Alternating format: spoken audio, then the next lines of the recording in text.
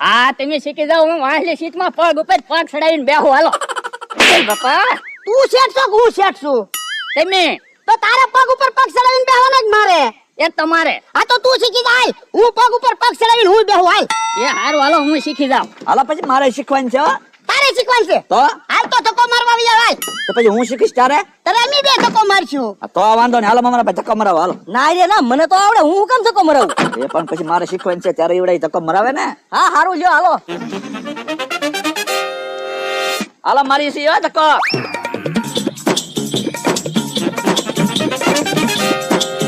ઊભી રાખ ઊભી રાખ ઊભી રાખ ઊભી રાખ. લ્યા હેઠા ઉતર તો.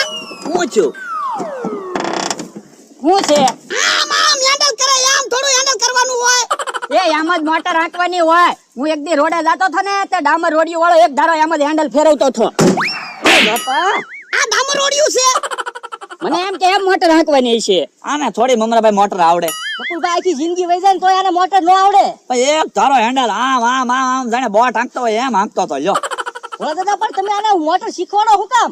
મમરાભાઈ મારે મોટર લેવી એટલે